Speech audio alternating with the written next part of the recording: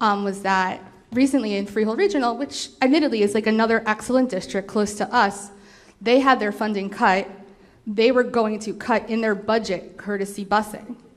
But then the parents complained, they wrote to the legislators, then there was legislation providing the funding in order to do that. But that was a decision that was made not by going to a budget cap decision, to the voters, but something where they looked at and said, this is not something required for a thorough and efficient education. And then because parents were vocal, they were able to get that funding. Now, is that something we would get? I don't know. It was from Vin Gopal, who's a Democratic senator nearby, but that's a different story. And I know many of us have been very vocal about the funding formula. But here's my question, all right? So I'm going to try to make this as brief as possible out of respect for Ms. Belko's request.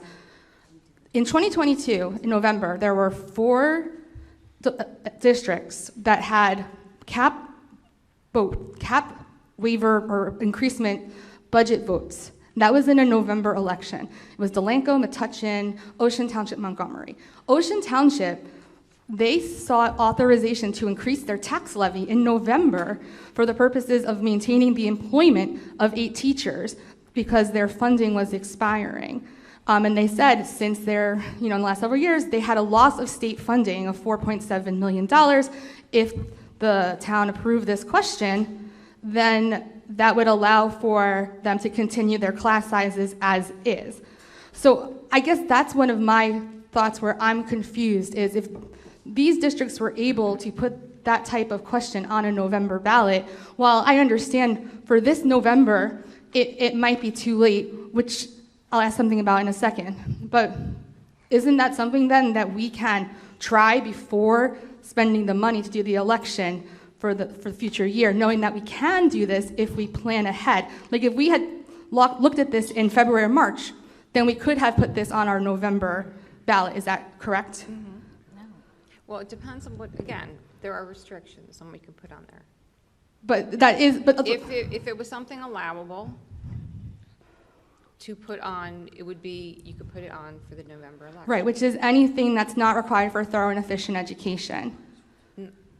And there are other And I'm sure there's certain exceptions, but essentially it can be done if you plan ahead. So to say that you can't do it. Kate, it would have to be a specific item that you're voting on. And what the administration was saying was as they are going through the budget process, they're going to need to make cuts in certain areas. It's not one item that you're looking for money for.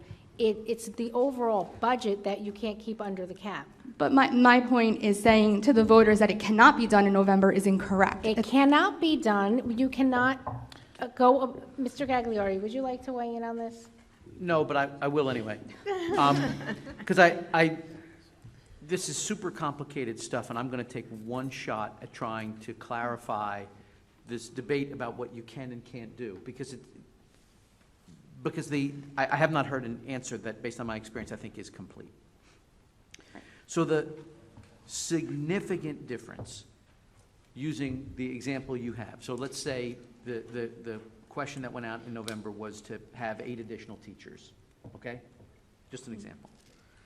The difference between having a budget that you put out for a vote in April, where you bake into that budget 8 additional teachers, and a special question in November where you ask the taxpayers to fund 8 additional teachers is this.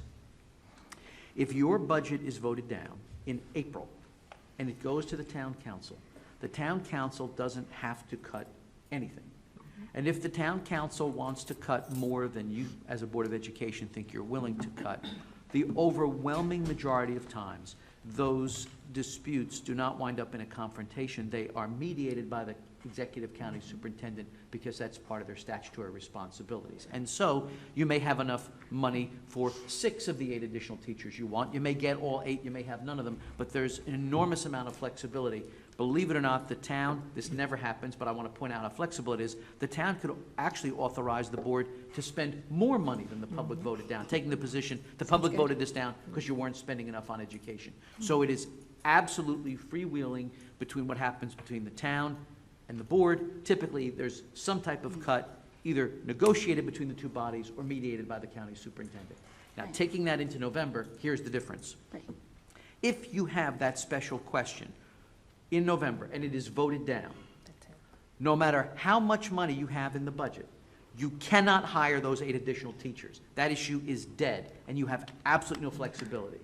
So when you hear this discussion about what you can and can't do in November, respectfully, Madam President, I think the discussion has been incomplete, because there is an enormous amount of flexibility that remains if something is not approved because the budget is voted down in April. There is absolutely no flexibility if a special question is voted down as part of an effort to get additional money when you put this out to the public in November. Thank you, Madam I'd President. like to call the question. I had a question about. I called the question. Another. There's no more debate. I'm not I'd like to talking call the about question. that